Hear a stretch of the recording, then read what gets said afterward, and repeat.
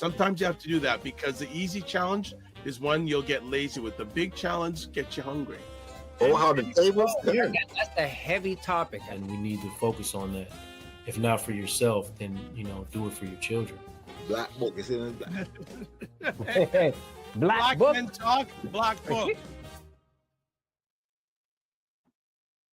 What is up, everybody? It's Dr. Vibe here, host and producer of the award-winning Dr. Vibe Show, the home of Epic Conversations, and I'm the host of Epic Conversations.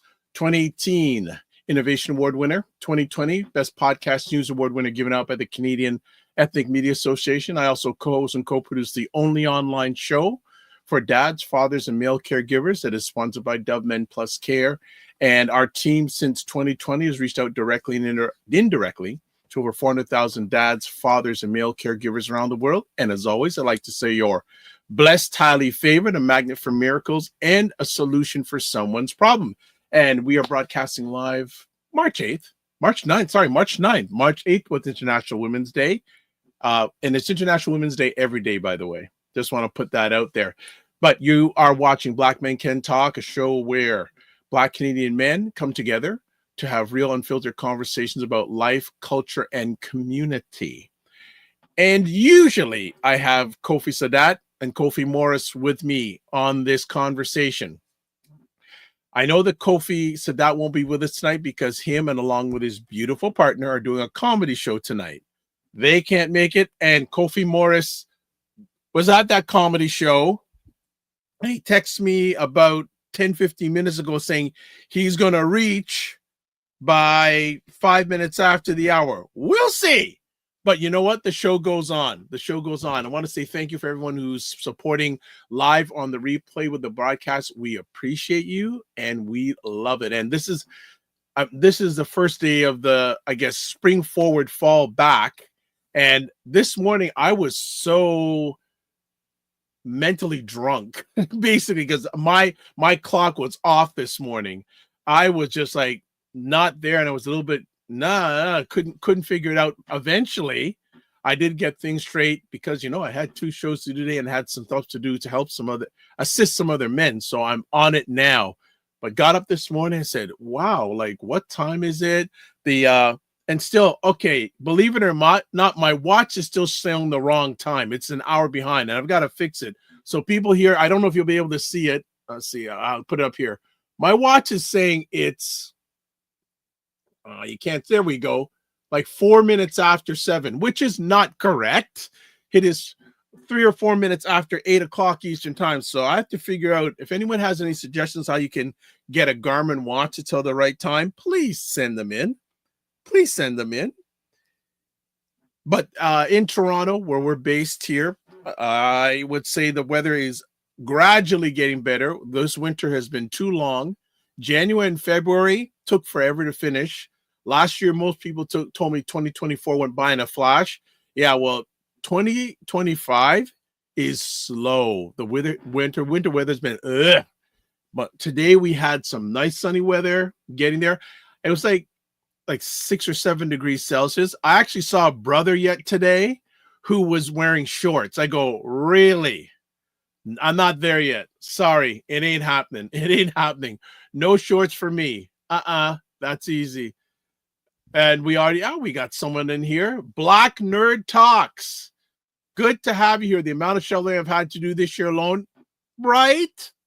And Black Nerd Talks, a pleasure to meet you last Friday at the Iron Sharpens Irons Black Mental Health for Men event. It was great to finally meet you and great to share with you, and hopefully we can continue the conversation. But the amount of shoveling, for people that don't know, I judge a winter in Toronto on how much you have to shovel. Now, up until the last 2 years, up until this year, I don't think I shoveled my driveway. The shovel hardly went out, like 3 or 4 times. Last month alone, way too much. Actually, two weeks last month, that was out of bounds. But I get smart. I have a battery-operated snowblower. Thank you very much. That, an investment. Bought it years ago. Didn't have to use it intensely till this year, but I'm telling you, get one and battery-operated. Don't have to worry about a cord or my next-door neighbors have these big gash machines. I'm not there. I'm not going to spend like $500 on a snowblower. Not my vibe. Not my vibe to do that. But I will tell you, my next door neighbor who has a snowblower, we had a snowstorm, and then I was overnight, and I got up the next morning, and I didn't want to open the drapes to look outside because I go, oh my gosh, how much I'm gonna have to shovel. Check it out. Next door neighbor did the driveway for me. Hello. So I am all over that vibe. That's why it's good to have good neighbors. Whether you're in a condo, an apartment, or a house, you never know when they're going to need you, and you never know when you're going to need them. So 100%. Okay, we are going to do a short little break, and then we've got a new friend for the Black Men Can Talk family, though it's a gentleman. Him and I met a long time ago. He remembered me. I don't know. I have to be honest. I don't remember a lot these days with this shiny head. Well, once in a while. He remembered me. Black Nerd Talk says, ever since moving from Montreal to Toronto in 2015, I never shoveled. But my first winter getting a house this year was very humbling. I wish my neighbors were that nice. Oh, give it time. Give it time. We'll see. Just give it time. No problem. But yeah, Montreal's a whole different language when it comes to snow. There's many a time I visited Montreal in the winter. It was concrete in Toronto. Well, by the time I got to Kingston, snow. And by the time I got to Montreal, worse. That's a whole other conversation itself. All right, we're going to go for a quick break, 30 seconds, and we'll back up with a new friend for the Black Men Can Talk family. So we'll see you in about 30 seconds. Good morning. It's Dr. Vibe here, host and producer of the award-winning Dr. Vibe show. My name is Ryan Knight, one of the co-founders of the Afro-Caribbean Business Network. It's Carolyn Nicole time. She is here to make us better. In 15 minutes, you could accomplish so much for your health. This is where we have our morals, our values, our decision making. I don't know if Wayne Harris is still here because he's probably commenting, but I got to tell Wayne about that because he'll go, what? All right, you can catch out that conversation called The Morning Vibe with myself and my co-host, Ryan O'Neill Knight, Monday and Friday mornings, 9 a.m. Eastern, 6 a.m. Pacific. And that's a slice of what you get on The Morning Vibe. All right, let's get to some house stuff, and then we get into our conversation. Subscribe to the Dr. Vibe Show on YouTube and hit the notification button. Also, please like the Dr. Vibe Show on Facebook, LinkedIn, and Instagram. And to advertise your business, product, or service on any of the platforms I'm involved with, email me dr.vibe at the dr.vibeshow.com. And finally, join the Black Men Can Talk Discord group. Email me again, dr.vibe at the dr.vibeshow.com. We'll see. We're getting close. Do you think Kofi's going to make it till 10 after the hour? I don't think so. But when he comes in, make sure you rib and say, Kofi, how come you're late? All right. So new friend coming up on the show today. S-Quire Johnson is a community influencer, has been developing and implementing social justice focused programs and initiatives with community agencies for profit businesses and educational institutions. Since 2012, he is the founder and co-executive director of ANKOBEA Fatherhood Initiative, a family service initiative that supports African Canadian Black ACB children, families, and communities by providing resources, mentoring services, and advocacy supports for fathers who often feel marginalized and unsupported. He's also a digital media creator, and that brought his passion for highlighting stories of social and cultural identity to his work for over 10 years. As a videographer and video editor, he has produced content for such cultural staples as Caribbean Vibrations TV, TD Jerk Festival Toronto, and the Caribbean Tales Film Festival. So this man he doesn't stay quiet. You don't think? Well, let's bring up brother Kofi is here. Okay, hold on. Okay. I'm going to bring S-Quire first, and we're going to bring brother Kofi on. Mr. Johnson, how art thou? I'm doing well. Now, just as a clarification, Dr. Vibe, the pronunciation is Esquire, like the magazine. Oh, excuse me. Just want to make sure that, the branding is the branding. Hold on. Why you identifying yourself with a non-melanated publication? Come on now. It's not non-melanated. It's not a matter. So I'm just playing. I know. Playing with you. I feel you. How's it going, man? How's things on your end? I am blessed, highly favored, a magnet for miracles, solution for someone's problem, Blackalicious. Blackalicious. Okay, I need to put that inside my lexicon just now. I don't think I've heard that one just yet. Blackalicious is going to have to go inside my vocabulary. Okay. Yeah, I am Blackalicious, but it's really good to have you on. It was good seeing you last Friday. I hail up to Troy Crossfield and his team. I could only spend a little bit of time there, but it was positive, effective time. Oh, yeah. Anytime that we have the opportunity as Black men to be able to truly connect on a levels is always encouraging. So once I got the heads up from the Mandem that this was actually a thing, and knowing in terms of that it was connected with Troy, knowing the amount of work that he's done within community, I was definitely for it. It was a very, very good vibe, so we say. All right. Well, he made it before 10 minutes after the hour, so we got to bring him up. Hello, Kofi. Peace and blessings, brothers. Good to see you guys. Good to connect on the Black Men Can podcast. For all those that are tuning in, looking forward to a lively session. Good. What have you been up to today? Oh man, well, literally, I'm just coming from the actual comedy show that was run by Bish. Isn't She Funny? NOJ is the host of a ongoing comedy series. So Bish Funny is the Instagram, and we just came from there, which was at the comedy bar off of Danforth. I'm flying from the other side of the city to come to. Did you get to see the young comedian that talks about mental health? I did. I think I missed that particular comedian. Okay. Yeah. But the family definitely was like raving about the beginning, of the show, of course. And again, like this topic is huge because we don't talk about it a lot in terms of this connection, but humor and wellness, like the ability to connect those two, is significant, especially for us as African people and Caribbean people. Because guess what? We find ways to laugh at a lot of the hardships, the challenges and struggles of our lives. That's what keeps us going. I think it's a big part of like our lifeblood. So I think it's blessed to be part of that, initiative, kind of culminating Black Mental Health Week this way with that particular event, and then coming into today's conversation, and just delving into what it looks like relative to fatherhood. And it's so funny because I just saw S-Quire, a couple of days ago at the event. At Troy's event, for ISI, Iron Sharpens Iron. So just looking forward to kind of delving into a little bit what that experience was for you. Again, blessed to connect again in this space, and as we continue to utilize these digital spaces to support men, Black fathers. It's so important that we use these platforms to our benefit. So yeah, I'm looking forward to kind of delving a little bit more deeper. Okay, well, I'll kick off the conversation. Esquire, can you tell us about your journey and what inspired you to co-found the ANKOBEA Fatherhood Initiative?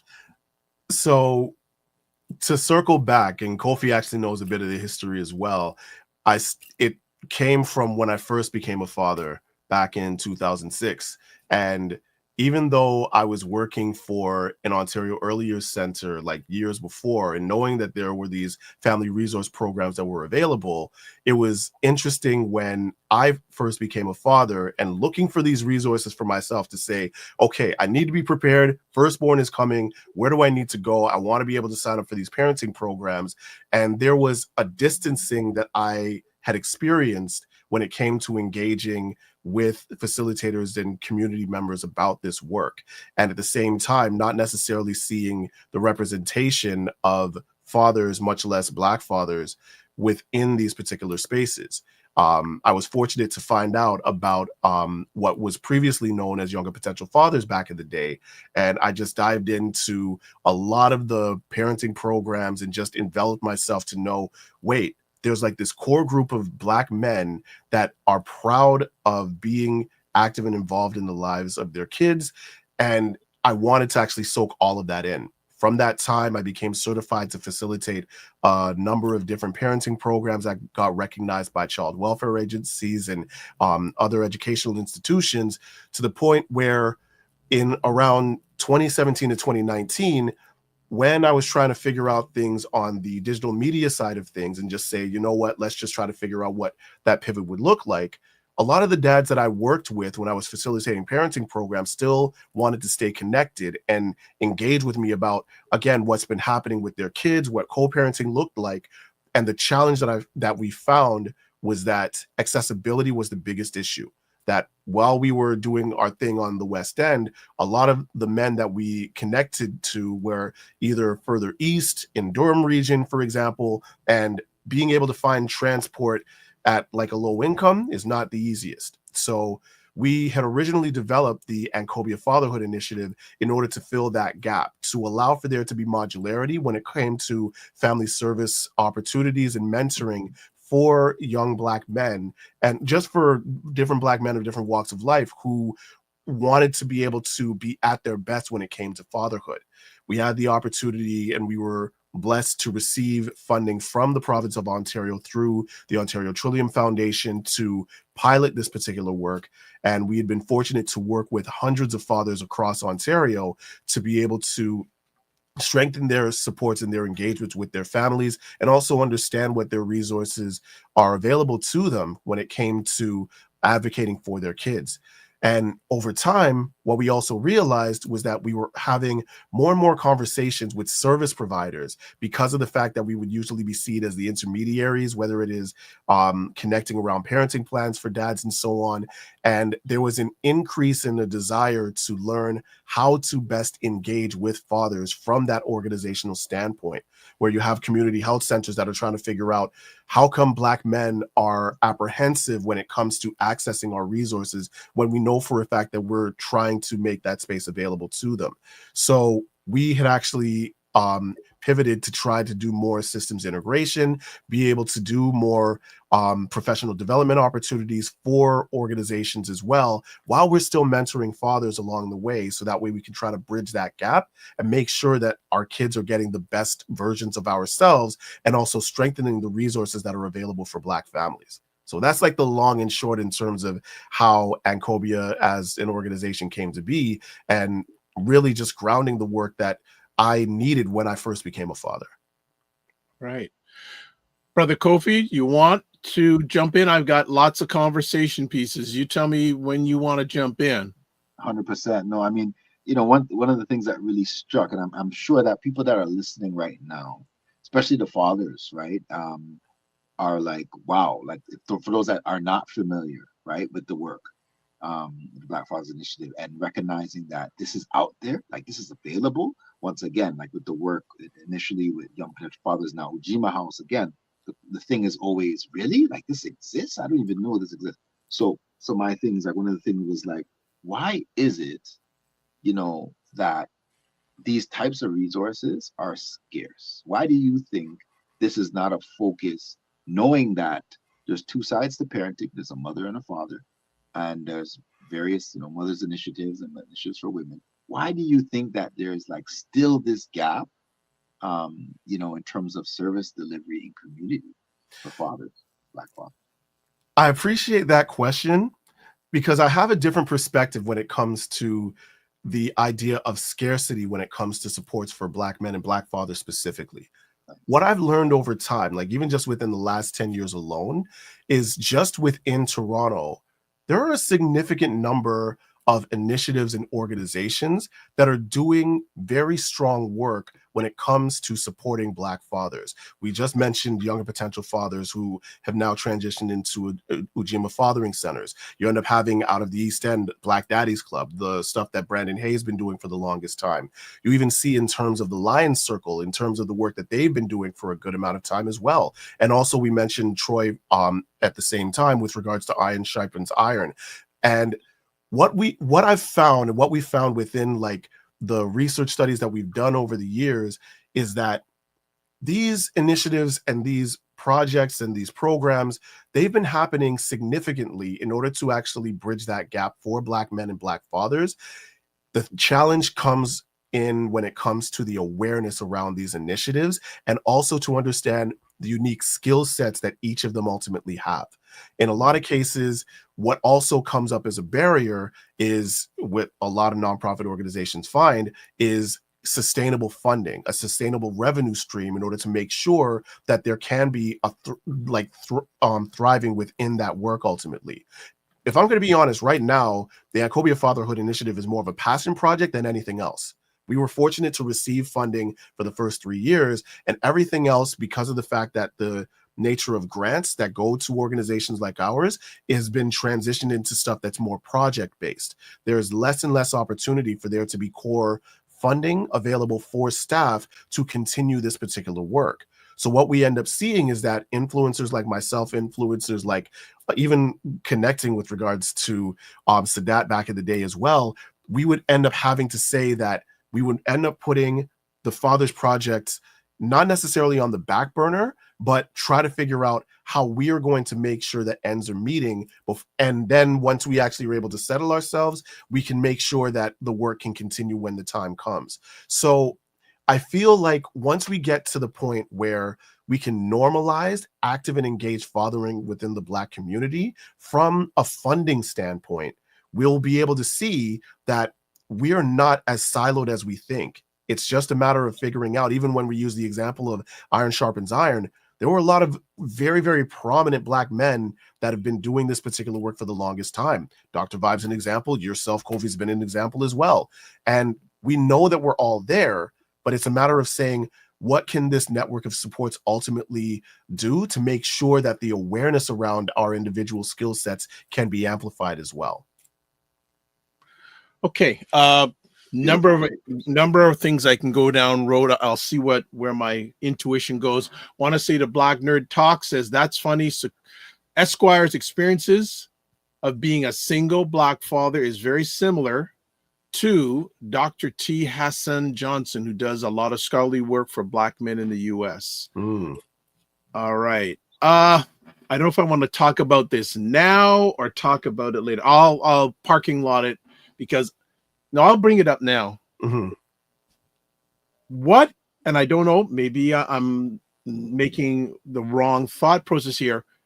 I don't see these groups working together. And to me, my thought process is if you could get together, you have more voice. And when you're presenting for funding streams, you have more numbers of and more impact leverage.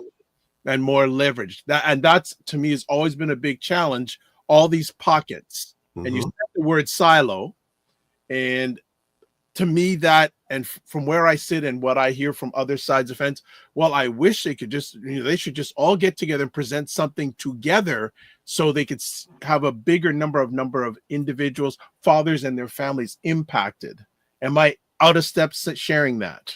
No, not at all. I also feel like it's the same way as within the corporate world. You're also dealing with different personalities.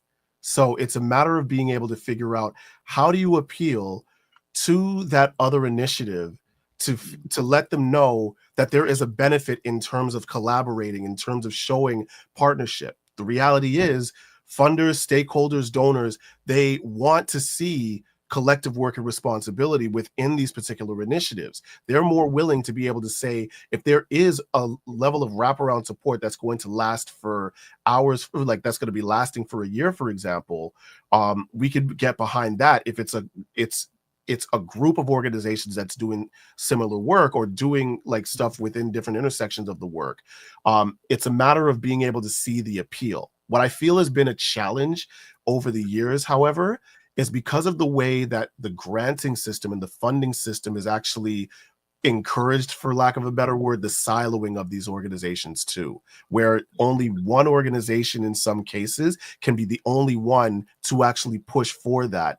And when you end up seeing now that there has been a bit of a shift to say that you want to be able to do collective professional development when it comes to these organizations, there's a hesitation to be able to say, do I really want to work with this initiative, or am I going to get the rug pulled from under me? So I feel that there needs to be, along with what you're saying, Dr. Vibe, there needs to be a lot of unlearning with the way that we approach funding towards this work, and also to allow for there an opportunity to say it doesn't need to be a competition between each other. We understand that there are different strengths that we have and different skill sets. And it's a matter of us being able to recognize that. It's the same way with any type of advocacy and activism that we do within our community. There's different levels to activism, and they all have to work concurrently in order for there to be that transformative change that we want to see. So once we're able to better understand what that can look like for us, we'll have that better opportunity to take away from that silo effect that we've been experiencing for so long. Okay. So just doing a reset here on Black Men Can Talk, we're talking with S-Quire Johnson, co-founder and executive director of the ANKOBEA Fatherhood Initiative. And what we're going to do for those who are watching live or on the replay, we'll actually put up what their website looks like, and also it's in the comment section on most of the platforms that you're watching this live or on the replay. But also, if you do want to get in contact with them, there's the website address on your screen, and also the email address for our friends. So just wanted to make sure that everyone sees what's going on here.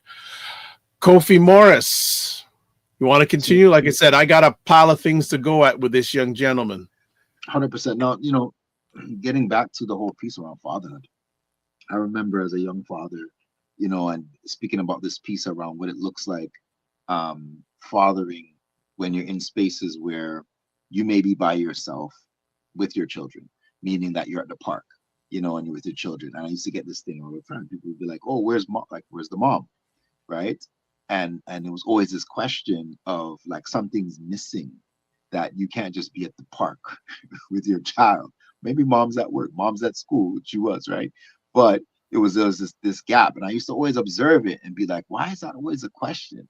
And there's an assumption that, you know, so I'm wondering, what are some of your early experiences, like being a father, being an involved father, an engaged father, in community, in the public, and like, what was your responses to some of those things? Did you find that you were almost educating people at times? I have two approaches to this. So first, when I first became a dad, yes, those experiences, those park experiences were common. What would usually happen is that there would be rounds of applause or like affirmation that would be coming from strangers to say, it's such a good thing that you're here with your child, that you're present and everything. And it's so good that you're able to actually play up and everything. And it boggled my mind in a lot of cases, because to me, this was a normal thing. This was a regular thing that happens within our community.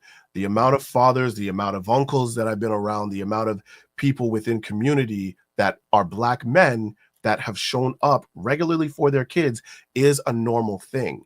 However, when you look at it from the social perspective, the narrative that comes around is in terms of the idea around the absentee Black father. And that's the narrative that usually permeates. Just like with like a lot of negative news that usually comes out, that's usually what ultimately approaches.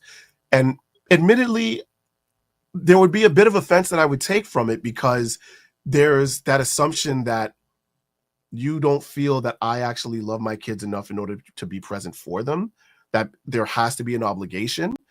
And then I realized that there was those times in which there would have to be those education points, those calling ins that needed to happen with people on the road.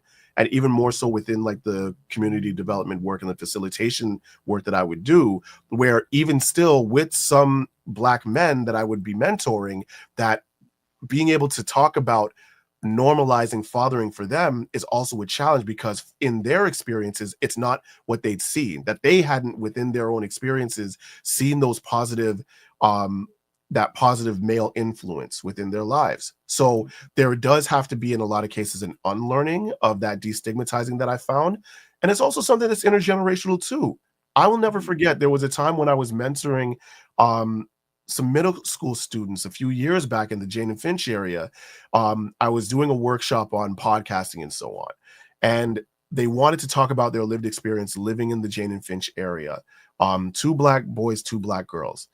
And they were excited. The Black girls were excited to talk about the inspiration and the motivation that they received from the moms, from the aunties, from the community moms, from the community aunties that they had, that would connect them to educational resources, that would connect them to employment resources, make sure that there were positive examples of Black women that were successful, so that way they knew that path to what their success can ultimately look like. And I asked the question to them, and again, this is like middle school, like grade 6 to grade 8, where I asked that, okay, do you feel that that approach would be beneficial for Black boys that are around your age? And this came from the little girls inside that room. They just said all the boys need to do is fix up. They don't pay attention. They need to stop like going on their video games. They need to stop playing sports and everything like that and want to actually do it. So it's a matter of being able to unlearn what those untrue social norms are when it comes to Black men and Black boys that really actually plays a negative factor with regards to what fathering looks like within our community. And in a lot of cases, I'm fortunate to see once those examples and that representation is there, there is like a heightened energy. There's a pep and a step from a Black man that wants to be able to step up and be their own example for their kids and for their families. Huge. Thank Good stuff. Good stuff. We're going to catch up on some comments here. Frequency Event Promotions, welcome as always. Thanks for being here. Also, says Kofi, what's good? Long time no see. Black Nerd Talk says, agree with Dr. Vibes. We're operating in silos and it prevents us from getting significant headway. Right way home. Blessings, gentlemen. Thanks for holding. He says, thanks for holding it down. No problem. He goes, he's listening in. Absolutely. We're glad that you're listening in right way home. All right. And then we've got Black Nerd Talks says, pull up yourself by the bootstraps. Black men. That part.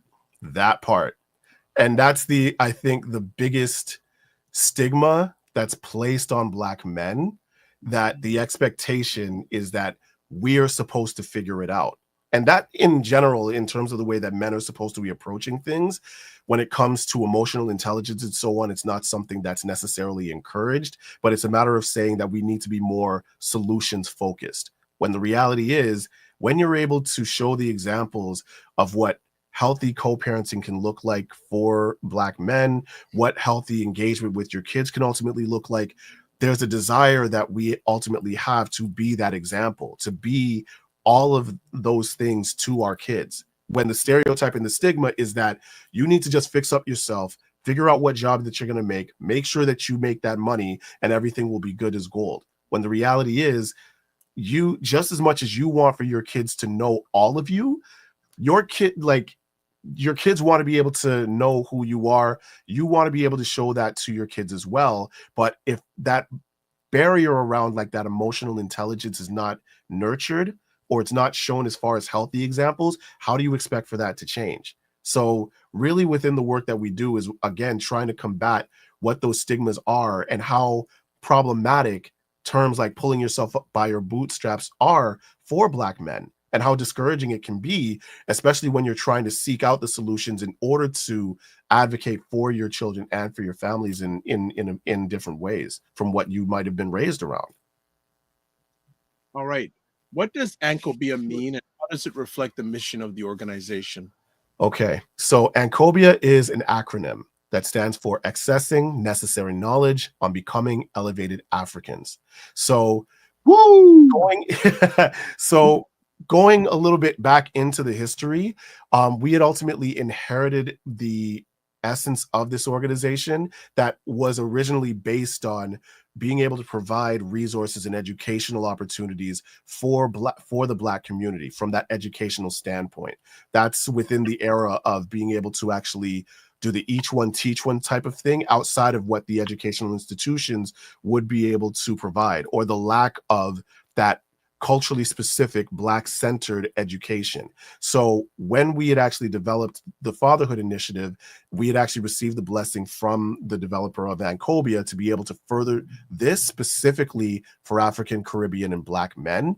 Doesn't mean that it's an exclusive initiative, however. It's a matter of being able to say a lot of the work that we do is Afrocentric, it is culturally specific, but it's also, in a lot of ways that we explain it, it's also life lessons for fathers and families. So the same way as when you end up putting opportunities and making opportunities happen for Black people and how it benefits everybody, this is the approach that we actually take when we're able to advocate for ourselves in educational institutions, with child welfare agencies, with community health centers. You end up seeing that it enhances every other community that utilizes those resources. We know for a fact where our niche is. We want to make sure that we actually build ourselves up as subject matter experts within what we've been proficient in. And we know for a fact that doing that will only expand and actually broaden the impact of transformative change within our families too. Nice. Right Way Home says, pull up that definition, S-Quire. Pull up that definition. Love that. I'm going to make a suggestion. You should put that on the website. Okay. Appreciate that heads up. Because that's defining who you are. Because we go, okay, where did that get that? And they can't find. That's one of the reasons why I asked that question, because I didn't know what it meant.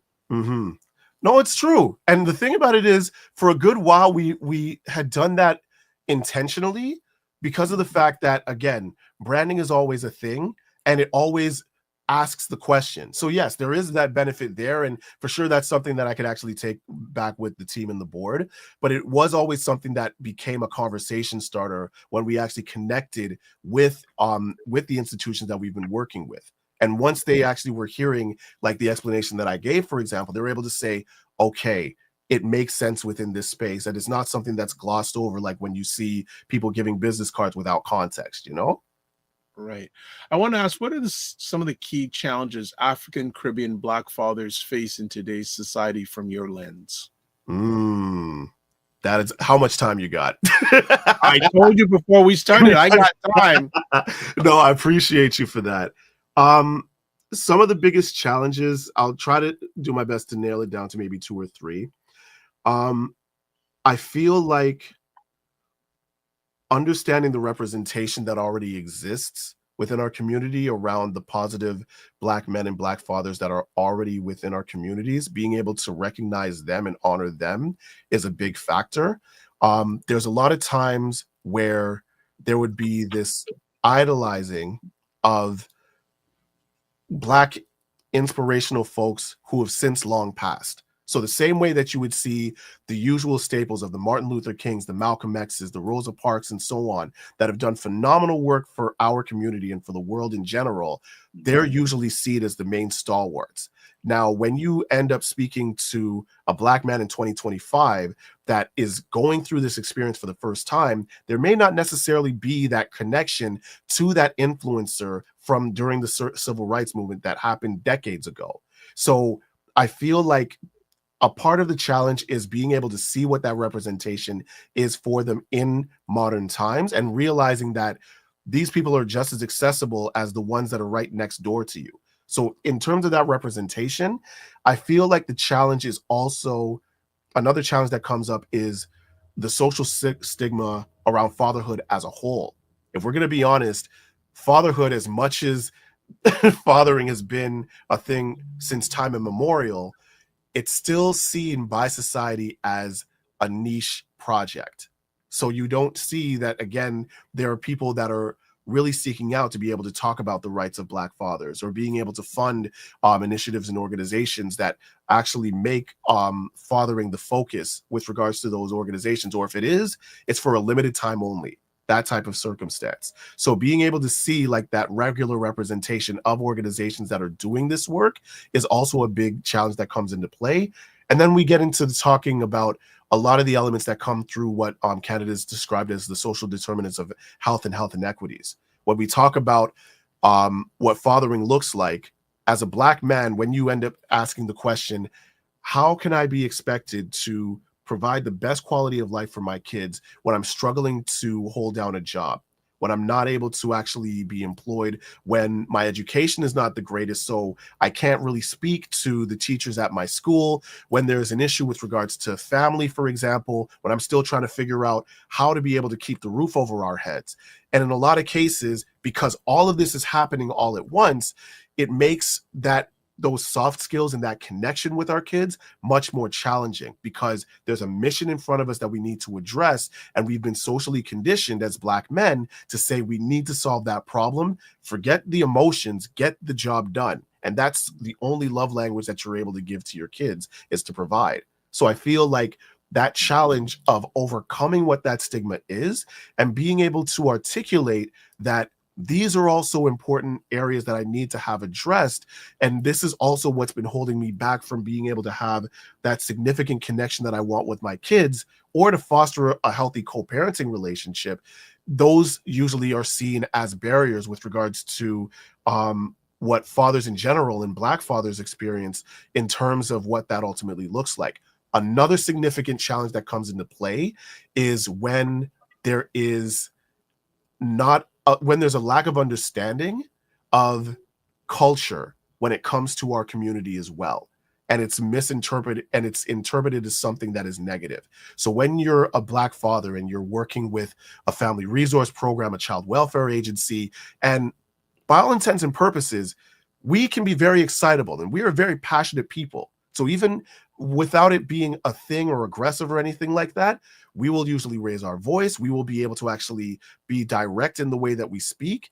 And that directness, that assertiveness that we usually have, that excitement that we have when it comes to something positive or negative that's around our kids, is usually seen as a negative when it comes to a service provider. And that father is usually written off as ungovernable, as somebody that is challenging, as someone that has anger management issues.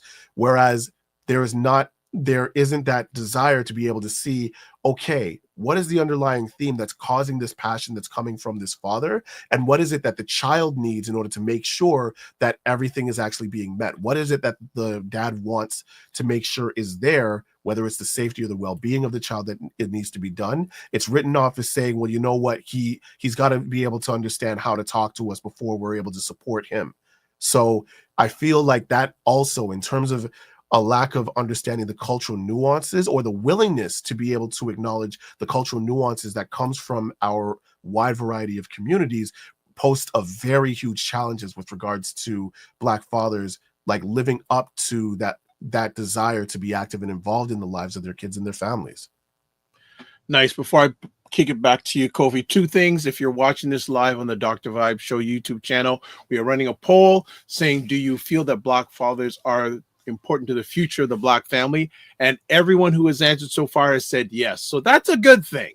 And then the other thing, Black Nerd Talk says, I would also say we as a society don't value the fathers in terms of the emotional labor they provide to their kids and mothers of their children. Look how we underplay Father's Day. Mm-hmm. There we go. Kofi, you want to come back? Yeah, so we're gonna do a little game. We're gonna play a little game. Right? It's very, very simple. Very simple. Since Black fathers, it's oftentimes we bring that light part to the parenting. You know what I'm saying? The games and the fun. So I'm gonna say a word, and you have one word to respond to each word, whatever comes to your mind. Okay, First word that comes to your mind as I say the word. Okay. Ready? All right. All right. So I'm gonna start kind of light. All right. Melanated fatherhood. Melanated fatherhood. Necessary. Brotherhood. Love. Family court. Trigger. Black love and relationships. Foundational. Preschool. Joy. Diapers. Diapers. Oh, God have mercy. Diapers. Messy. Okay. Black wealth. Aspirational. Fathering stereotypes. Overcome. Single fathers.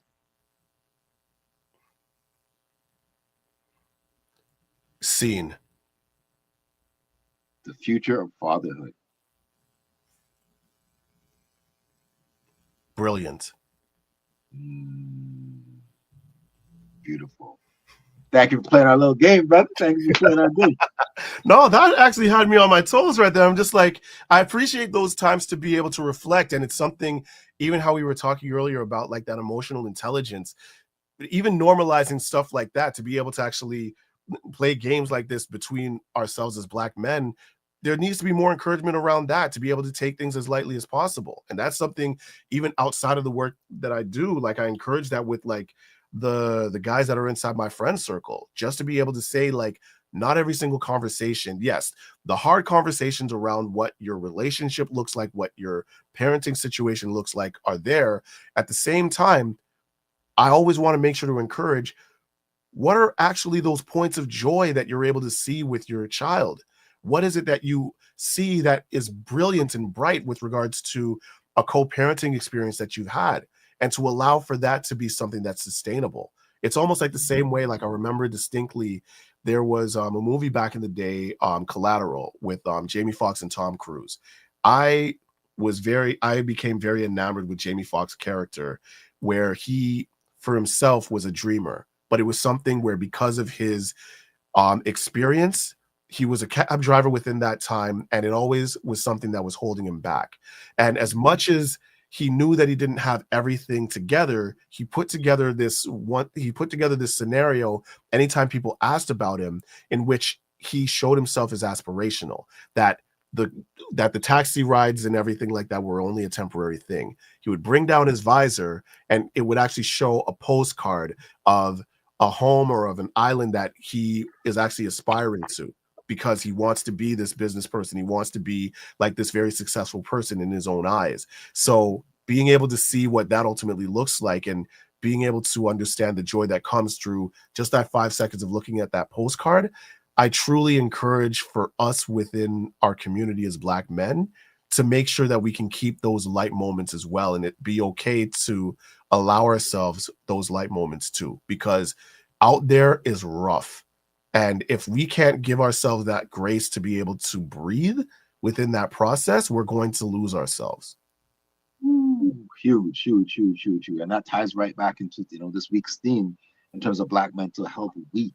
And I love to hear from even some of the listeners in terms of, were you able to participate this week in Black Mental Health Week? Was there anything that you did to honor that?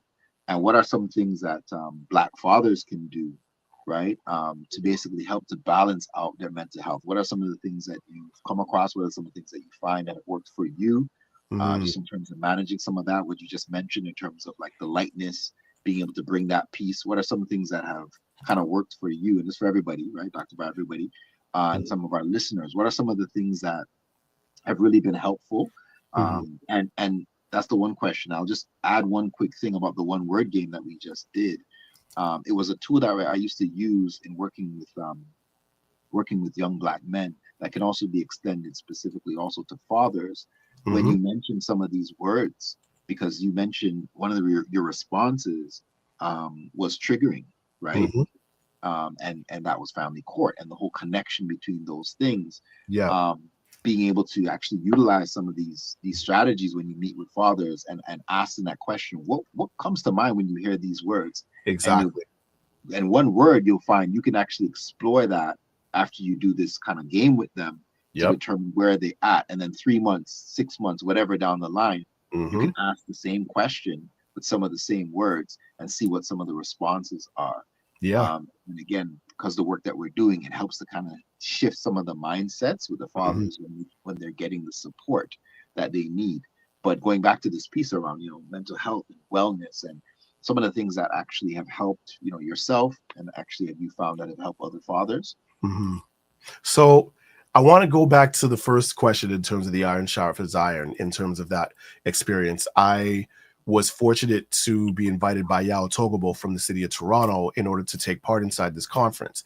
Big up Yao. He's big man. He's big man around this city, eh? So I knew about the work that Troy was doing, and it was encouraging for me to see the desire that Black men within the space had, not only with regards to sharing space with other like-minded Black men around this whole concept of mental health, at the same time making space for us to be able to share our truths in terms of the challenges that we have simply for existing, and at the same time being expected to thrive within that existence while trying to figure out what mental health ultimately looks like for ourselves and being able to define that for ourselves, right? And it was also encouraging to see that there were Black women that were inside the space, that were in that space of encouragement in a lot of cases. And you would see this in a lot of circumstances where there are Black women's conferences that are usually promoted a lot, and there's this sense of sisterhood that comes within that. So to see that there was that encouragement that Black women inside the space had to say, this is for you. We want to be able to support you within developing this sense of brotherhood within this space, to know for a fact that this isn't something that is a singular effort, you know, to know that that was also encouraging as well.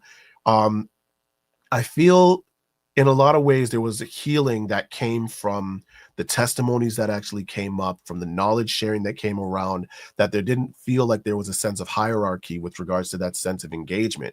It was truly a sense of community that came out of that conference that I feel needs to be something that's normalized and not just within a once a year type of thing. And it's always something that organizations like ours want to be able to encourage, that it may not be at that biggest scale and we may not have the most accessibility to these opportunities and to be able to attend these events, but the spirit of that can be something that is continued. So it motivated even more within the work that we're trying to do to be able to bring community around the importance of Black fatherhood, to really speak to those. It was very impactful. Like, that conference was very impactful to be able to underline that.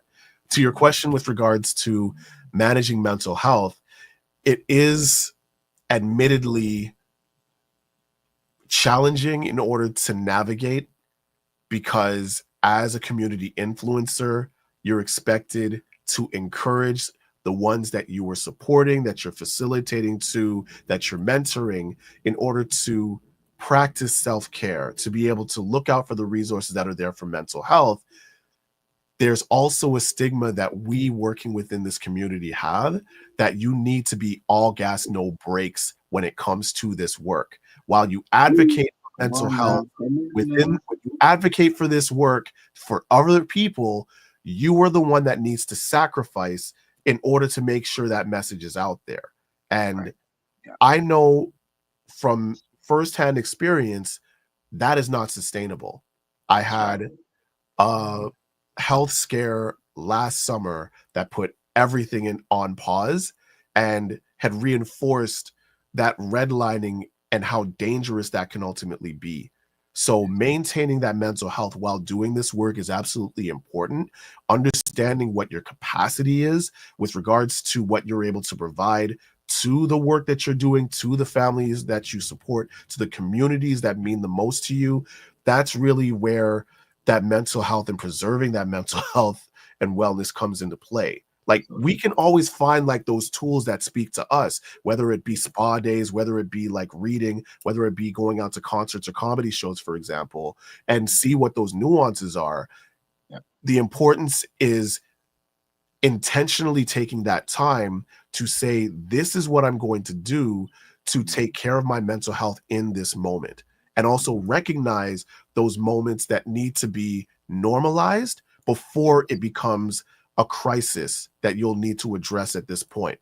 It's no different than the way that we normalize working out and everything like that, and flexing whatever muscle, or normalizing the way that we study when we're in school, for example. Preserving mental health also needs to be a regular thing. And also being kind to ourselves when we end up falling off, and giving us that opportunity to say that we can find ways to take care of ourselves at another time, if right now is all hands on deck. So that's like the way that I usually approach that mental health perspective. It comes in different ways for me, and there's not like an easy like example that I can actually give, whether it's like playing video games or like going out on a drive and stuff like that. It comes in different ways, but it's making sure to take that intentional time to make sure that self-care is being practiced, whatever that looks like for you, as long as it's something that is bringing quality and joy for you and not harming you and everybody else, that's something that you want to maintain. Beautiful. A couple of things you mentioned. So you said sharing our truths. That was something that came from the conference, first of all, the Iron Sharpens Iron conference this past Friday, and also the whole piece around being intentional and creating spaces for your healing and normalizing this piece. You said sense of community and normalizing this, meaning it doesn't just happen at this event or this particular, summit or this particular whatever, but it's something that we consistently talk about, create awareness about, share some of the things that are working for us. You know what I mean? Some of the things we've been doing. It just came to my mind for some reason, swimming. Swimming, and I don't know why that came to my mind, but oftentimes we don't talk a lot about that in our community, but understanding the quality and the importance of connecting to the elements. This is something that from ancestral healing, a spiritual perspective, I talk about a lot, but recognizing that you can tap into the elements to support your healing process. So water is one of those elements, and being able to go and immerse yourself in spaces where there's water. And even if you're not somebody who presently can swim, being close to bodies of water. Yes. Exercise in those spaces, right? I want to be able to piggyback on that. That was one of the biggest healing things that I had for me when I first became a dad. When it was like points of contention that were happening on a personal and professional level, I was fortunate to be living in a space that was close by Rouge Beach, like right at the border of Scarborough and Pickering in Toronto. And whenever things got extremely heavy, I found myself walking to the beach each time. And while I love going to the rec centers and stuff like that, just spending an hour out by the water and quite literally just allowing myself to hear that would always be something that would be healing for myself. I turned that into a regular routine for me. So you're absolutely right. Like, it's a matter of being able to find ways to connect to those elements in ways that don't necessarily need to be costing you money in order to do. Huge. That's a huge one too, right? The financial connection to it. I'm so glad that you touch upon that, because often fathers are thinking that, like, in working with fathers, you probably have heard this before. There's this piece around picking up their children, and there's piece that sometimes that mothers and other family members would share and say, he doesn't pick up his children, etc. And I've heard fathers say, well, because they don't have money, or they don't have the money that they felt that they would have for the weekend or whatever. And as a result, they wouldn't pick up their children. But it always baffled me, because I was always like, bro, you could just go by the water. The park don't cost no money. You know what I'm saying? Playing some game doesn't cost nothing. Get a movie, have a movie night, go and buy a $6, $5.99 pizza that you can make on your own. Get some of the toppings. You know what I mean? That might be under $10. That's like $16 right there. And make a pizza with your children and call it pizza night, pizza movie night, or whatever the case may be, right? There's certain things that we can do, but that's when we're tapping into a space of creativity, and we're not coming from the thing you mentioned earlier, which is the scarcity piece. And I think that's something to kind of highlight too, in terms of why sometimes fathers are challenged, is because their perspective and their outlook, they think they need to have this for their children. They need to look this way. Yeah. But not forgetting, like, can you touch upon that a little bit? That talks to social conditioning, if we're going to be honest. When you end up seeing a circumstance when you have a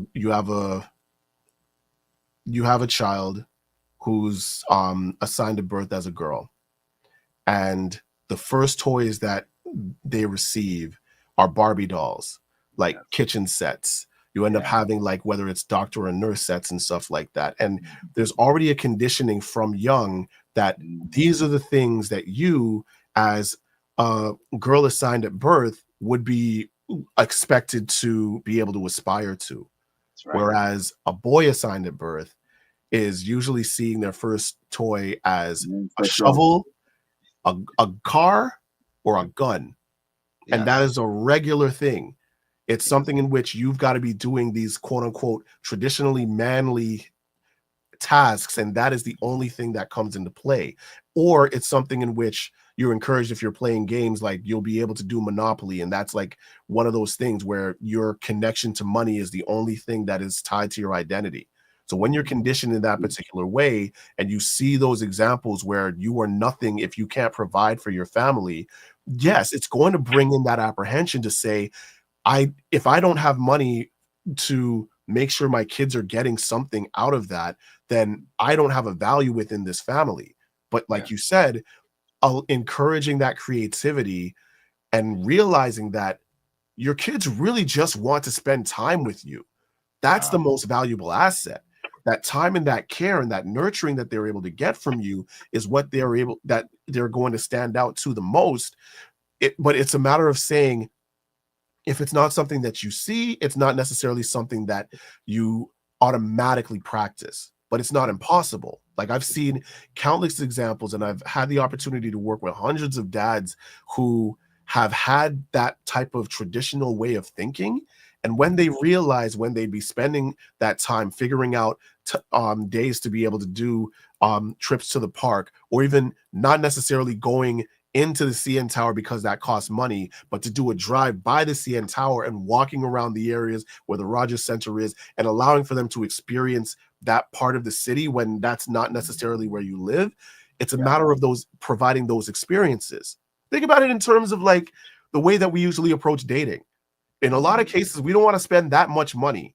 If we're like a regular person, we want to be able to figure out what's the cheapest date that we can have. What usually happens? It's a walk down along the lakeshore. It's a walk down by Harborfront. If there's like a free show that's happening, you'll be able to figure out those ways. The more that we can try to adopt that type of approach to the way that we look at parenting and what that parenting time can look like if our kids are not in our care all the time, it can actually reduce that barrier to entry that is usually put up to us by society to say, you need to make sure you have a stack before you're able to go for your kids. Facts. Huge. We're at the top of the hour, and you know what came to my mind is throwing out a challenge to some of the fathers that I'm listening. Hold on a second. We ain't done. He's got time. You're ending this thing off. I'm not saying we're done. Yeah, but save the challenge to the end. They'll take the challenge and run. I'm gonna hold it down, Dr. Bob. Okay. All right. No problem. Alethea says that was powerful. Love the word association. I also think that fathers don't get enough credit. No worry about the typos. Many try so hard and do the best they can, and they know how to father and love, but they don't get enough love for it. Love the part when you said single father equals seen. Great session. Keep it going. She says, excuse the typos. No worries. Don't mind that. Okay. Then also Black Nerd Talk says this mindset around the accumulation of resources. I've seen whole Black men's lack of worthiness around being mentors, but just making it this far in life is already good enough. Yeah. Good stuff. Conversation piece for you. How does systemic barriers such as racial discrimination and economic instability impact Black fatherhood? It's a huge statement. When you're talking about, and this also comes from like outside of the work that I've been doing with Black fathers, I also have been a facilitator when it comes to diversity, equity, and inclusion. Yes, a lot of the DEI stuff that people are afraid of. Racial discrimination plays a huge factor with regards to the accessibility of resources for Black men to show up in the lives of their children and their families, not just physically, but just in terms of what their impact can ultimately be. I used the example at the beginning in terms of me, even though I was working for an Ontario Early Years Center, walking into an early on and being rejected by their staff around what those resources are, that plays a huge factor in terms of impacting in terms of what the role ultimately is for a Black father within that space. When you end up seeing publications like Today's Parent that would have like a special Mother's Day edition in terms of talking about that experience, for instance, and you have a short blurb underneath to be able to say, dads, this is what you can do in order to support mom. This is what your role ultimately is. And that's the only time within the year that dads are actually being highlighted around anything involving their kids. That also plays a factor. Then when you end up seeing examples when I'll be honest, there is something to be said about the community organizations that we represent too. I've been in spaces where community organizations that pride themselves on holding family resource programs and conducting like family resource initiatives and so on that have actually put family program inside the title, and they would actively say, we don't support fathers here. So you're saying that fathers are not included within the sense of family? That in itself, especially when it comes to supports that are there for Black fathers, is a detriment in a lot of cases when it comes to even saying like, well, then what is my worth? If people are out there and they see me in this way, I'm already being like put in this particular typecast, then what is my actual worth? So a lot of the times there is that weight that is put on Black men in order to show their worth, or in a lot of cases, even within like the family justice sector or within like family court areas, where you need to show your parental worthiness in a lot of cases too, to be able to say that you need to go through these particular steps in order to show that you can even have that opportunity to spend time with your kids, which in a lot of cases is not seen as equitable, right? Not saying it's an end all be all, but there's a lot of Black men that I've worked with that have had that particular experience. And at the same time, to your point about that economic stability, that ties right back into it. Those two are interchangeable when it comes to racial discrimination and economic stability. When you end up seeing that you're going to be typecast because of the fact that you are a Black man, you actually have the melanin on your skin, and that already is a detriment for you being able to find a job, that also is going to be playing a factor with the key role that society ultimately is expecting from you, and that's being the provider within your family. It actually turned into a social experiment where when I was looking for work, I would actively put out half of the resumes that I would put out for other jobs, for example, that just showed my name, my contact information, nothing with regards to images and the like. And half of the actual resumes that I would send out, I made sure that my face and like in terms of the places that I've been was at the top. And you end up seeing that there were more calls that I got when my face was not actually tied to the resume, because they were intrigued about the name, they were intrigued about the credentials. But as soon as they saw that it was a Black face that was on that resume, it was more, okay, we'll go through the initial pieces, but we don't have anything for you. So seeing that as what that lived experience is for a lot of Black men plays a huge role. And there's a lot of times when just justifying your existence within the sustainability of the Black family is what a lot of Black fathers face in terms of being able to be accepted as a key component towards the positive health and well-being of our kids, which again is not something that is equitable by any means. Straight up. All right. That makes me think of, again, connection to employment by postal code, right? Is that people you almost be mindful of not only your name but your postal code relative to applying for a job. People, we've had to get strategic in community. Individuals and young people, knowing that you're coming from a particular neighborhood, so there's already stereotypes. As a result, they're just screening them resumes one time, and we don't know what presets they have, relative to that. So that's huge. Thank you for delving into that piece and recognizing, once again, do our resources determine our ability to parent our children? And I think it's something that we need to start to challenge more as a collective of fathers in community, recognizing that piece that you mentioned about being able to provide and being able to hold and support one another throughout this journey. Because, again, let's be honest, lack of education, lack of resources, lack of knowing who the people that relative to opening opportunities, especially in the city relative to employment, speaks volumes. So if we're not supporting one another and helping to open up doors for one another, a lot of men are going through challenges that are affecting them and their ability to show up as parents because of what's coming, because of the income potential that's there, but not being able to connect those dots and not being able to get viable employment. A lot of things have changed since COVID. A lot of people who, I was in a conference this past weekend, people who that getting the job directly impacting their ability to financially provide for their family, it now being a decision that they had to make. Are they doing it or not doing it? And then as a result, having to pivot in different areas of their lives and having to put down certain skill sets and pick up new ones because they weren't willing to take the job. So like, these are the things that, we don't get to engage with as much to understand, but there's been a significant shift for a lot of fathers and men in these scenarios and community in general, right? So I'm gonna throw it back to Dr. Brian. Yeah, Love Music Initiative says fighting to exist is exhausting. That part. And Walamala says they will give you enough time. A tough time, absolutely. A few conversation pieces I have for you here. I'll go this one first. What role do fathers play in strengthening Black communities?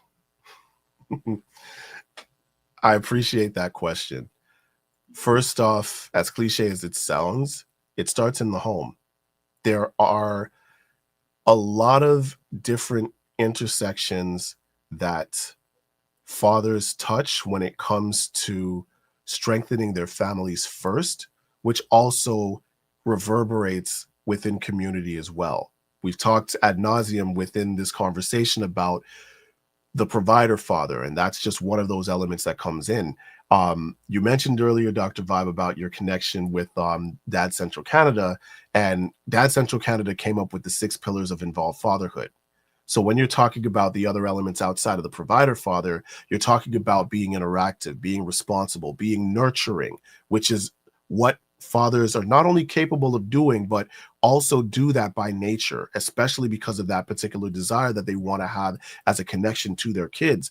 In terms of being able to be, in a lot of cases, their kids' first teacher, to make sure that they're able to see that example of responsibility and that example of awareness of the world that they're in.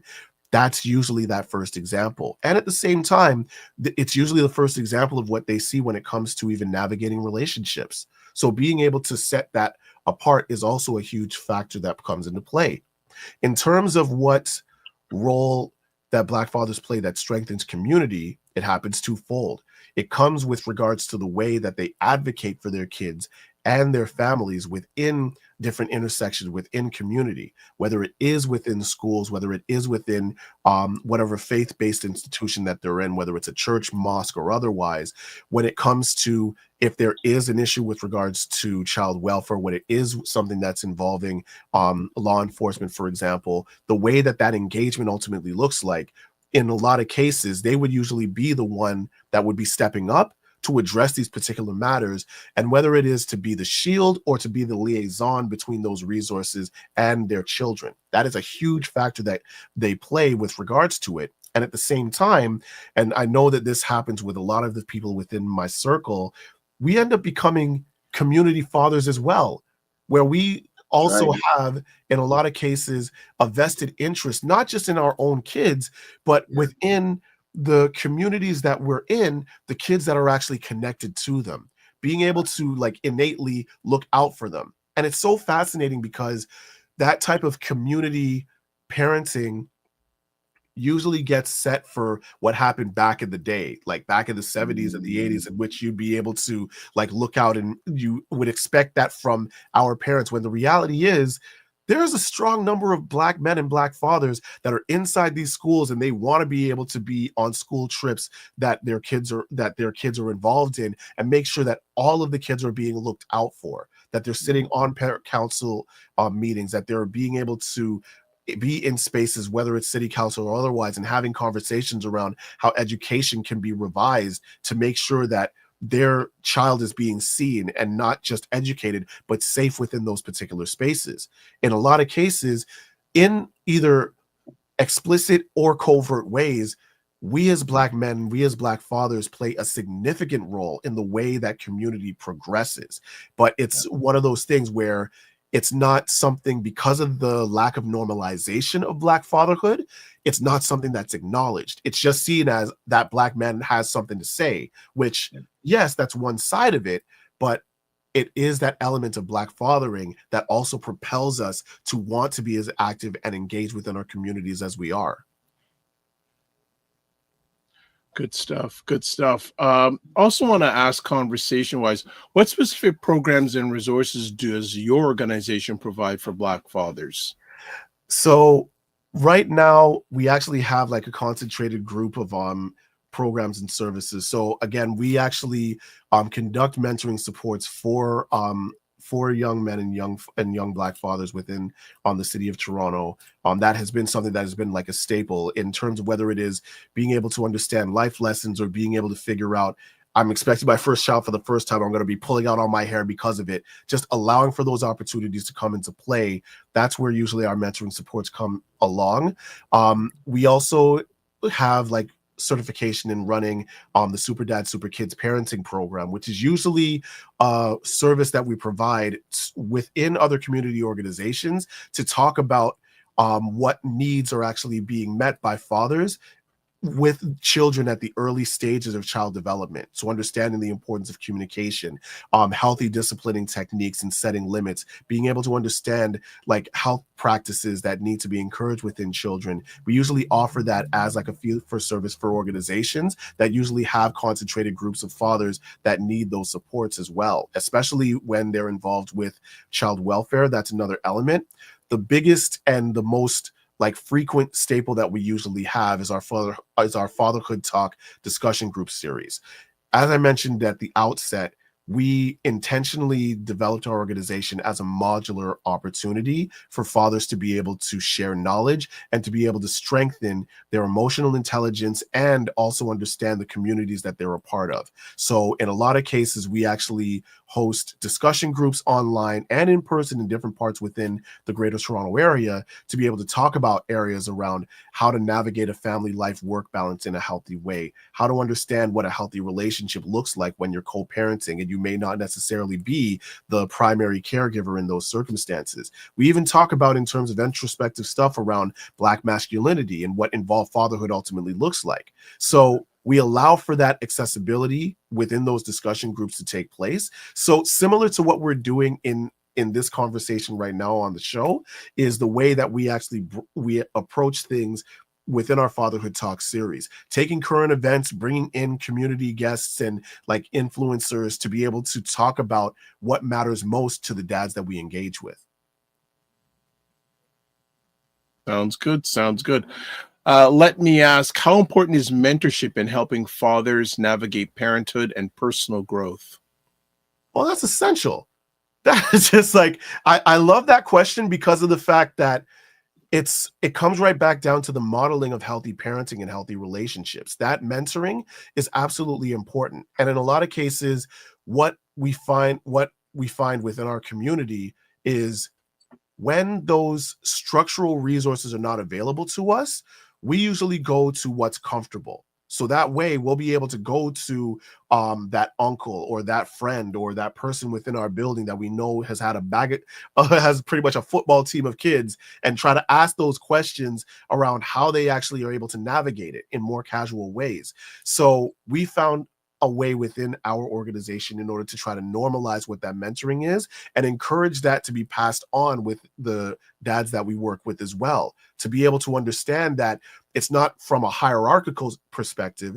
We have different levels of experiences, but fathering is a lifelong role. It is a lifelong responsibility. So we always have the opportunity to be able to learn and to grow within that role, within that responsibility. So whether it is something that you are a brand new father or you pretty much are a grandparent at this point, you know for a fact that there's an opportunity for you to share your experience that will actually influence another dad. And that's the way that mentoring plays that particular role. It is allowing for the knowledge to be accessible. And that has been a big challenge that a lot of fathers have faced, that when the traditionally institutional resources may not have been made available to them, that mentoring is the approach that is usually taken with the fathers to actually get the information that they need. So mentoring is absolutely essential in strengthening Black fatherhood from my perspective. And what policy changes or advocacy efforts do you believe are necessary to better support Black fathers? Ooh, that is a very heavy question, and I feel it's also a very necessary question. Policy changes. It's a matter of, I feel the foundation is to recognize fatherhood first and foremost as an essential component towards the strength of a healthy family. That is the first piece that comes into play. And allowing for, especially if we're talking about the lens of equity, diversity, and inclusion that we're supposed to be having from all levels of government, making sure that Black fatherhood is acknowledged within the decisions that are being made around what resources are actually put towards family services, around encouraging that collective work and responsibility, and around mandating what the awareness of these resources are that would be available to Black fathers ultimately too. So in terms of that policy change, I feel, especially from an institutional standpoint, the normalization of Black fatherhood needs to be at the forefront. And that in itself will allow for there to be a trickle down effect that will actually ensure that there can be an enforcement of equitable approaches towards engaging with Black fathers and by proxy Black families as well. And that it will, in that effect, when you're able to approach it by using that lens to influence policy, allowing for that trickle down effect to happen, it can allow for there to be more positive outcomes for the families that we engage in. It's not the easiest thing because of the fact that there's an ebb and flow when it comes to policy reform and so on, but using that particular perspective, and if I'm going to be honest, to walk the talk, I remember that there was an example that was brought up. We've had the pleasure of working with Taibu Community Health Center for the past year, especially when they had released the report that they had done in partnership with Brock University about the lived experience of Black mothers that engage with services with Taibu Community Health Center. Groundbreaking work, and it was essential to be put in within that place. What I actually received messages on during that particular release of the report was that there were educational institutions that were in attendance, child welfare agencies, and all of them were calling on a similar report to be done to talk about the lived experiences of Black fathers and being able to allowing for that to influence the programs that had taken place. With that being said, from that time, there was a wall of silence that came since that point. The only ones that had actually decided to step up around even try to do any type of work was Taibu, the ones that actually put out that Black Mothers Report. But the ones that were inside the space, the educational institutions, the funders that have the money in order to make this stuff happen, they went silent. So I feel like allowing that opportunity to normalize it and to walk the talk behind what policy reforms need to be done and not defaulting to the performative nature about policy reform will go a long way around strengthening the resources around Black families and Black fathers in particular. Okay. Black Nerd Talk says there's an existing document called the 18-point Black Male Political Agenda.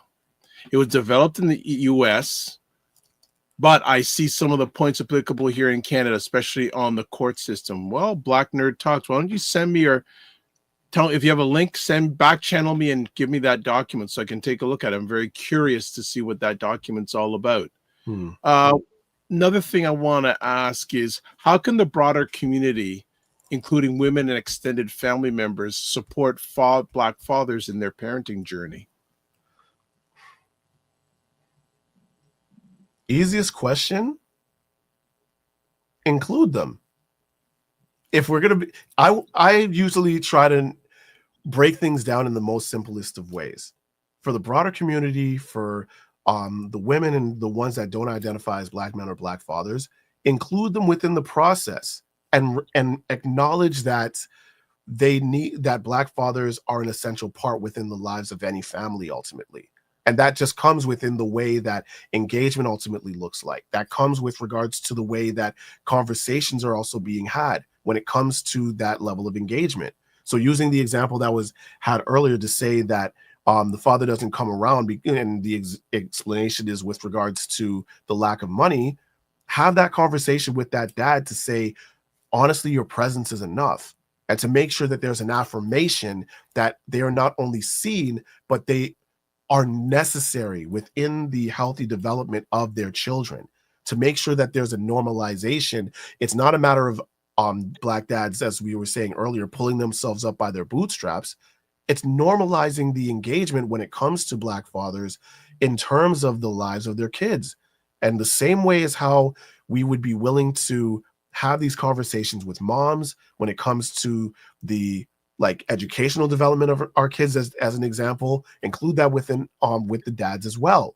Now, I understand that there are certain elements in which policies are put in place to say for children, there would be like a dedicated emergency contact list that identifies who is able to speak about the progression and like pretty much like to get an update in terms of how the kids are doing within the school.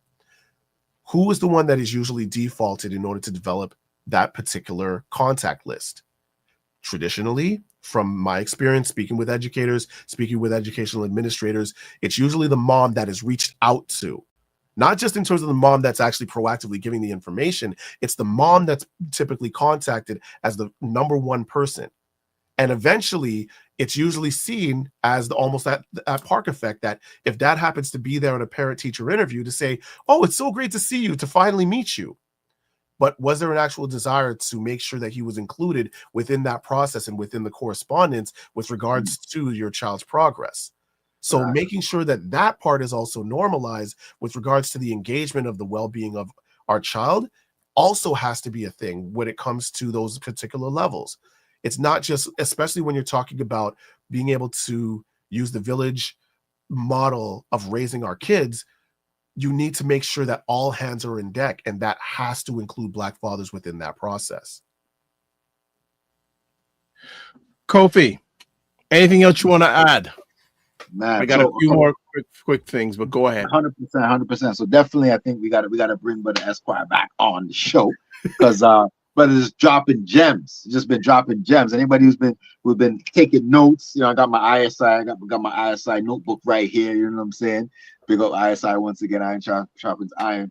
I'm taking notes because there's so much that has come from today's conversation. There's so much that can be actionized. I'm going to get to my challenge in a minute. What came to me, something you mentioned earlier, you talked about the fact that sometimes we speak about those who have passed as opposed to acknowledging those who are here. So I said, you know what, let me take a minute to acknowledge some of the fathers in community and ask you the question, if you could think of somebody who had a significant impact on you in terms of your fathering and your journey of fatherhood, and if you could speak a little bit about that. Kwame Williams, and a big up, Brother Kwame Symbolic, Paul Osbourne, Neil Logic, Bentley Kwaku Springer, Yato Gobo, Johnny Barton, I'm just going down the line, Kombozi and Comet, Chester Hamilton, Osijefo, Brother Sipo, Brother Kwatu Kenti. A lot of these brothers, you'll see them in community, you'll see them with their children, you see them engaging. And I think sometimes these things go overlooked. So I want to just acknowledge these brothers, and there's so many more. If your name hasn't been called, just know so we're gonna get you on a future show. Because we don't, we do. You just like give them the flowers as we talk about, give them the flowers while they're still here.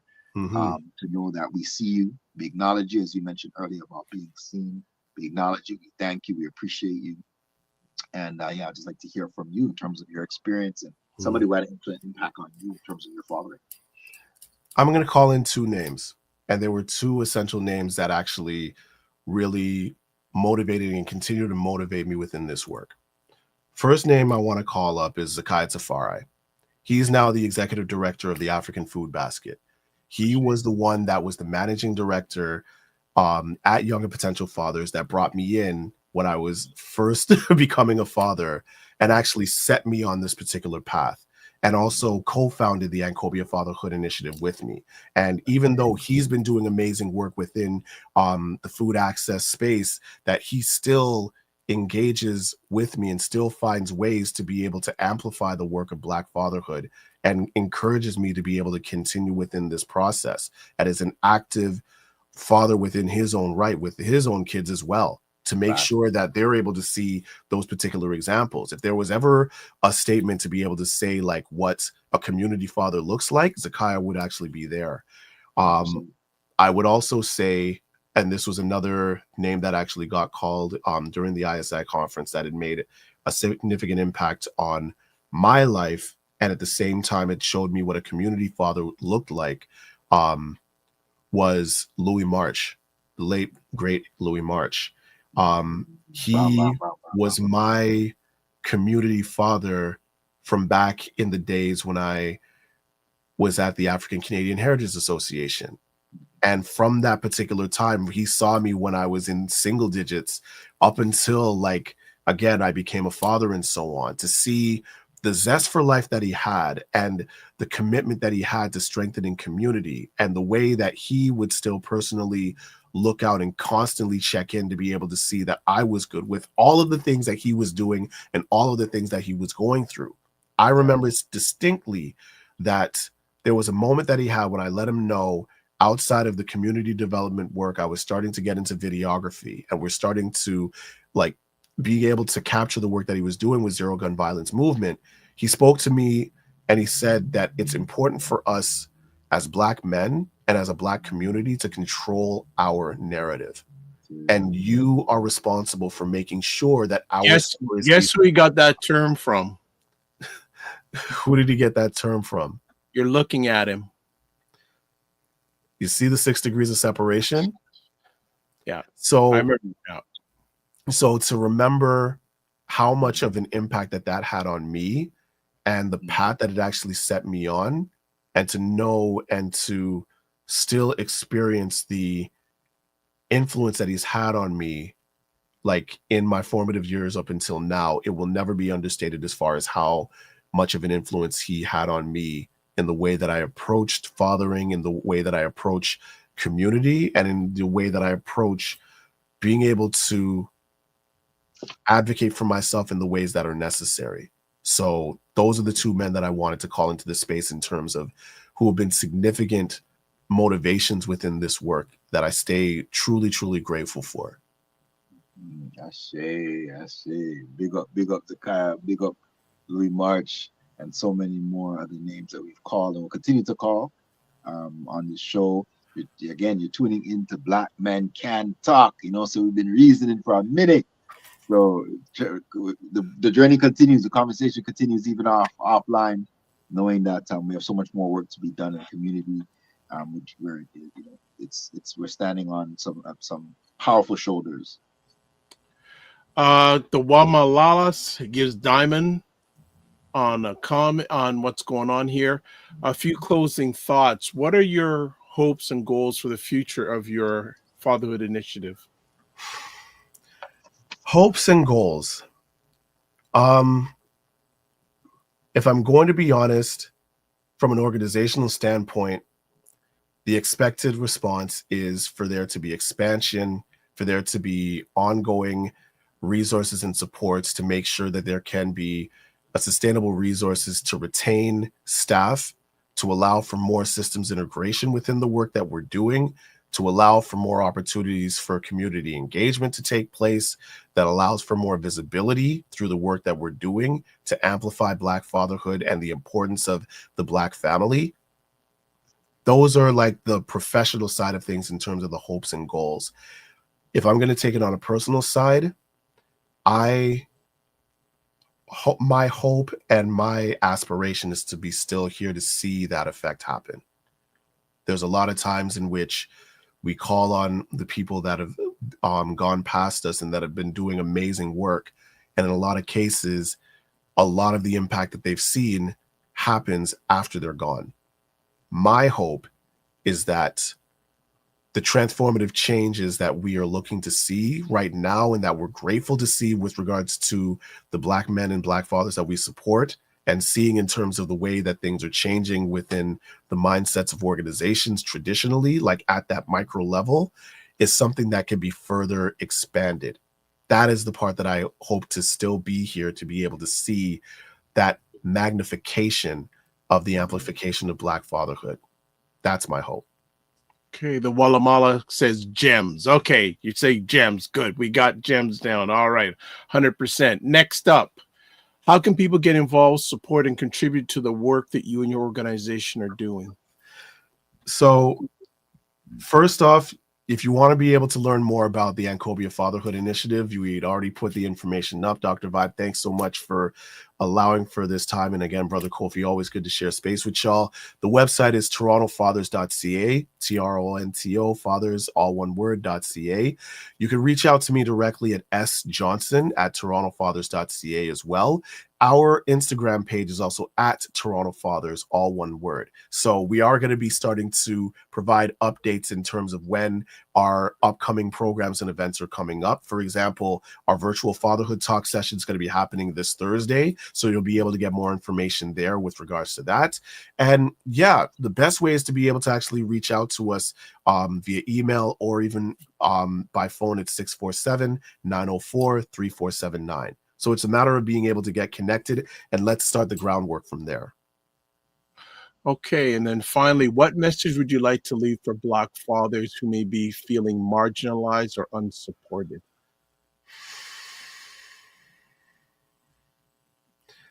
The message that I would want to leave for Black men and fathers who are feeling unsupported: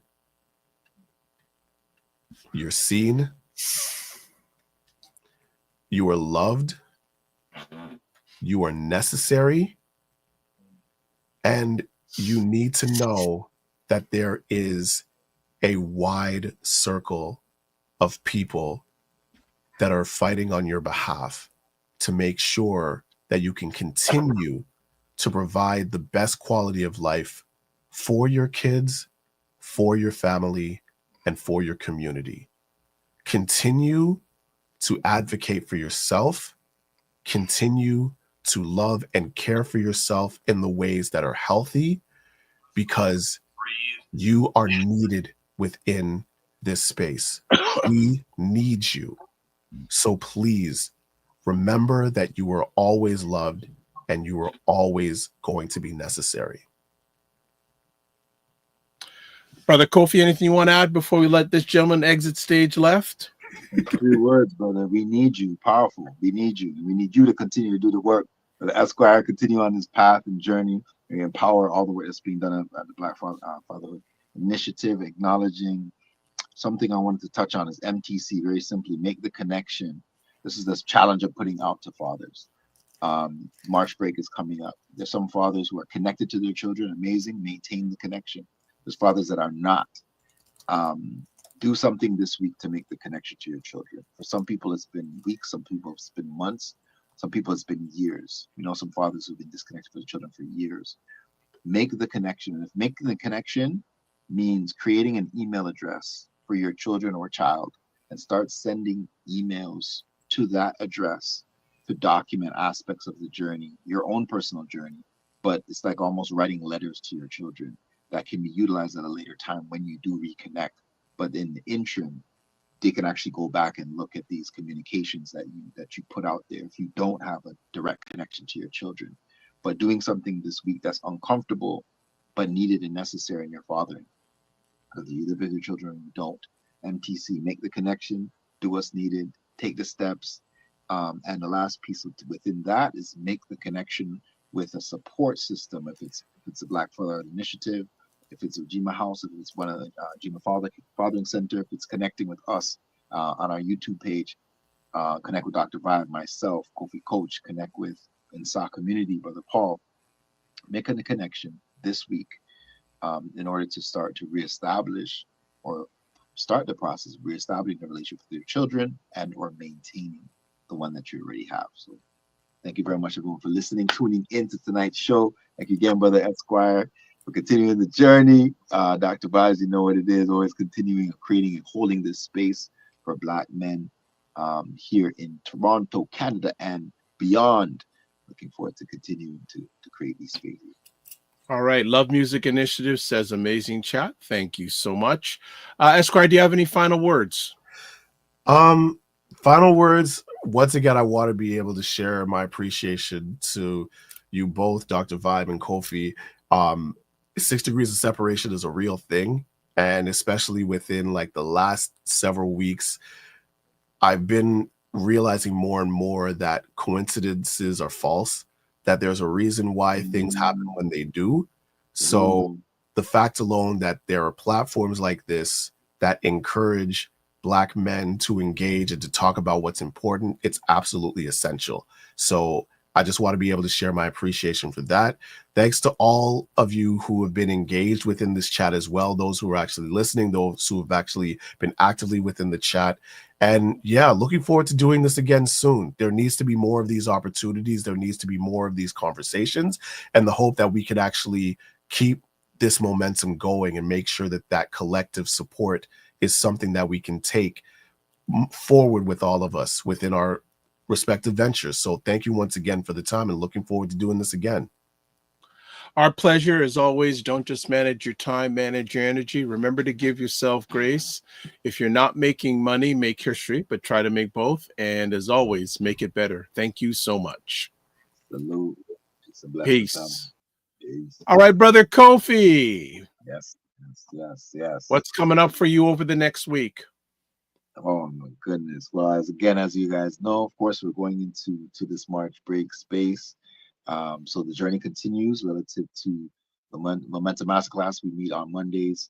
That's a space for to connect and support entrepreneurs on their journey from a holistic perspective. So for holistic entrepreneurs, definitely connect with me on YouTube at Kofi Coach.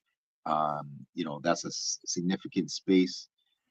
If you're looking to connect from a wellness perspective, but also from a holistic perspective. So looking forward to connecting with folks there. That's Mondays at 7 p.m.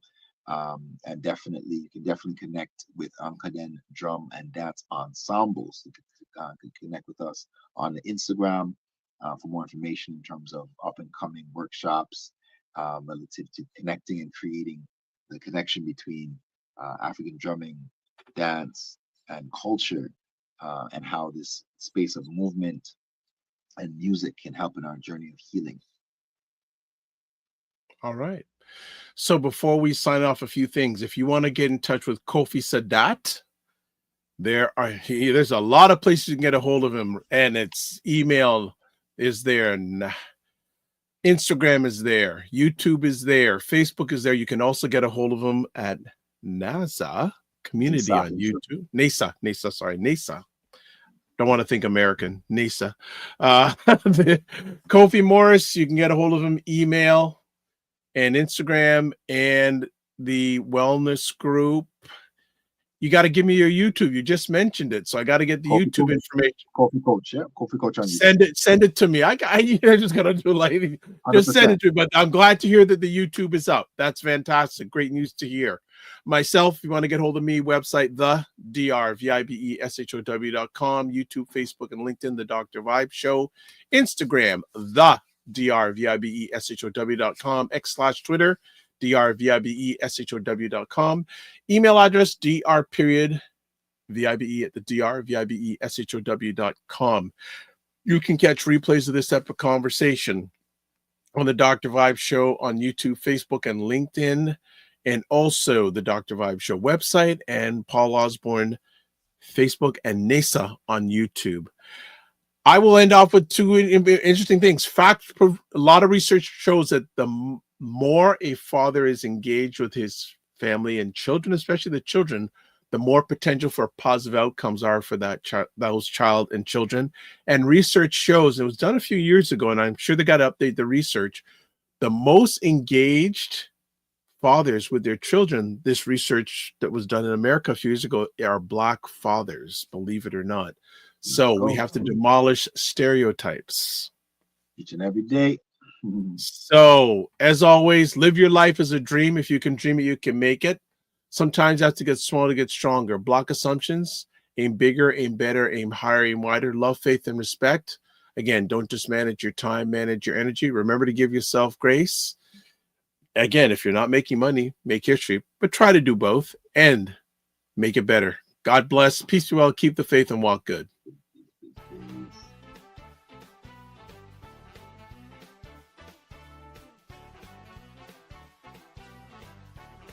Time that our parents, they're like, I have nothing to teach you. I don't know nothing. And my dad's at that point now. It says, that's my point. But I'm saying, no, Dad, you got lots more to give. You know how cold it is when these two brothers in their yard. You know that. You know that. You don't know that, bro. You know no that. Joke. I know we all have these things, but you know what?